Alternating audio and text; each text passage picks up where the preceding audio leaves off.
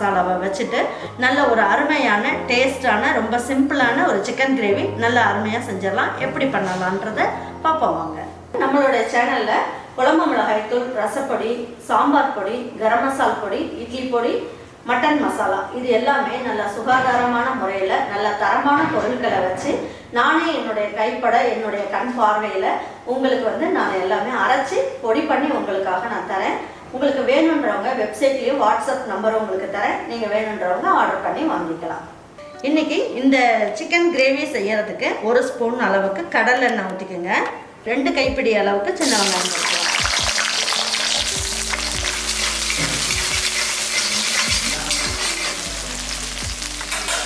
பாருங்க, இந்த அளவுக்கு எடுத்துட்டிங்கன்னா புதினா இந்த அளவுக்கு போட்டுக்குங்க. ரொம்ப போடணும்னு அவசியம் கிடையாது. மல்லி இலையும் இந்த அளவுக்கு போட்டுக்கலாம். கருவேப்பிலை நம்ம ஏற்கனவே பொடியில் போட்டுப்போம், அதனால சிக்கன் தாளிக்கிறதுக்கு மட்டும் போட்டோம். ஒரு தக்காளி வதக்கிறதுக்கு போட்டுக்கோங்க. 2 தக்காளி சிக்கன் செய்யும் போது போட்டுக்கலாம்.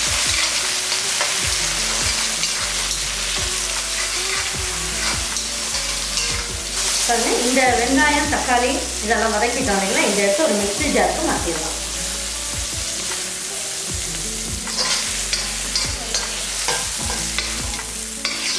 பாருங்க, இது நல்லா ஆறுனதுக்கப்புறம் பல்ஸில் போட்டுட்டு கொஞ்சமாக தண்ணி ஊற்றி நல்லா நைஸாக அரைச்சிக்கோங்க.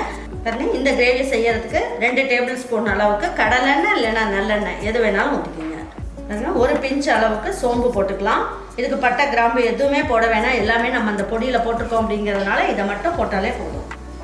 இதில் ஒரு 4 இனுக்கு அளவுக்கு கருவேப்பிலை போட்டுக்கலாம். நல்லா பச்சையாக நம்ம இந்த மாதிரி எடுத்து போட்டோம் அப்படின்னா நல்லா வாசனையாக இருக்காது. 2 கைப்பிடி அளவுக்கு பெரிய வெங்காயம் கட் பண்ணி போட்டுக்கலாம்.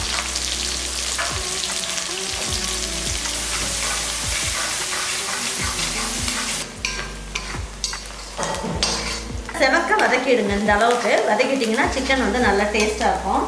ஒரு 10 பல்லு பூண்டும் 2 இன்ச் அளவுக்கு இஞ்சியும் நல்லா மிக்சியில் போட்டு நல்லா தட்டி வச்சுருக்கேன். அதாவது பல்ஸில் போட்டு வச்சுருக்கேன். தண்ணி ஊற்றி அரைக்க வேண்டாம், இந்த மாதிரி தட்டி போட்டாலே போதும்.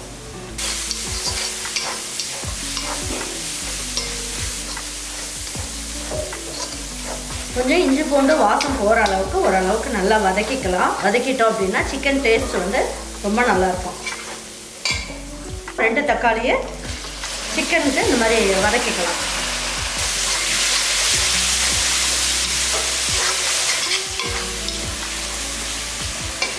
இந்த சிக்கனுக்கு தேவையான அளவுக்கு உப்பையும் போட்டுக்கலாம். இதுக்கு மஞ்சள் தூள்லாம் எதுவுமே போடணும்னு அவசியம் கிடையாது.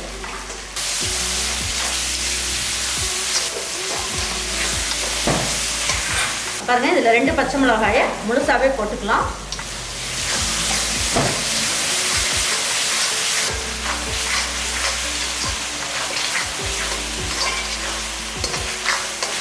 கொஞ்சமாக மல்லி இலையை போட்டுக்கலாம். கொஞ்சம் நம்ம ஃபைனலாக போடுறதுக்கு வச்சுக்கலாம். இப்போக்கு கொஞ்சமாக போட்டுருவோம்.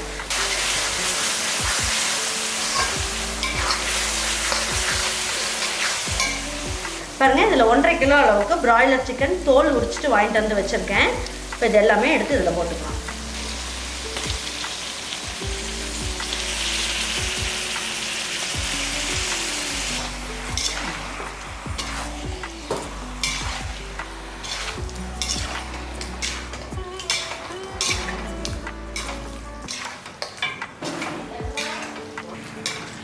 இந்த அளவுக்கு நல்லா வதக்கியாச்சு. இப்போ என்ன பண்ணலாம் அப்படின்னு பார்த்தீங்கன்னா, இப்போ நம்ம வீட்டு மட்டன் மசாலா பாருங்கள், நான் கட் பண்ணி இந்த மாதிரி ஒரு பாட்டிலில் போட்டு இந்த ஸ்டிக்கரையும் இதில் ஒட்டி வச்சிட்டோம். இப்போ பாருங்கள், நம்ம வீட்டு மட்டன் மசாலாவை இது 1.5 கிலோ சிக்கன் அப்படின்றதுனால நம்ம 3 ஸ்பூன் அளவுக்கு, டேபிள் ஸ்பூனில் 3 ஸ்பூன் அளவுக்கு போட்டுக்கலாம்.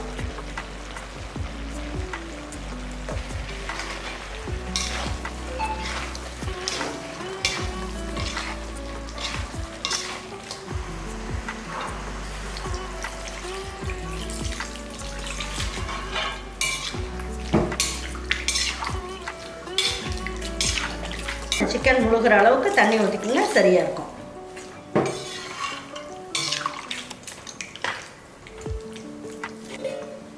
தட்டை வச்சு நல்லா மூடிடுவோம். இது ஒரு 5 நிமிஷம் அப்படியே வெந்துக்கிட்டு இருக்கட்டும்.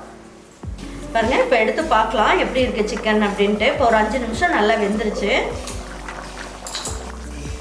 பாருங்கள், சிக்கன் நல்லா சாஃப்டாக வெந்துருச்சு. இப்போ என்ன பண்ணலாம், நம்ம அரைச்சி வச்சுருக்க விழுது இருக்கு இல்லையா, அதை இதில் ஊற்றிடலாம்.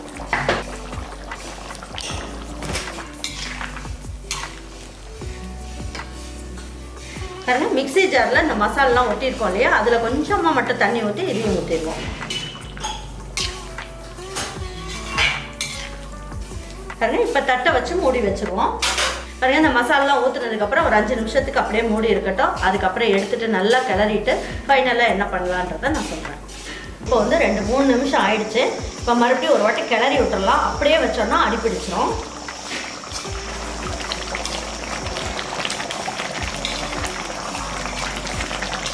இப்போ என்ன பண்ணுவோம், லேசாக இந்த மாதிரி கரண்டியை வச்சுட்டு இந்த மாதிரி லேசாக மூடி வைக்கலாம். ஸ்லோ ஃப்ளேமில் வைங்க.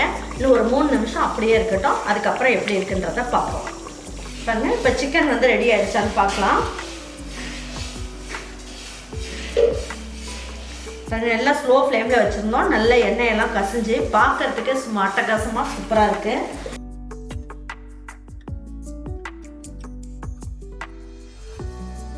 இப்போ என்ன பண்ணலாம், ஒரு வாட்டி நல்லா எடுத்து எல்லாத்தையும் நல்லா கிளறி விட்டுடலாம்.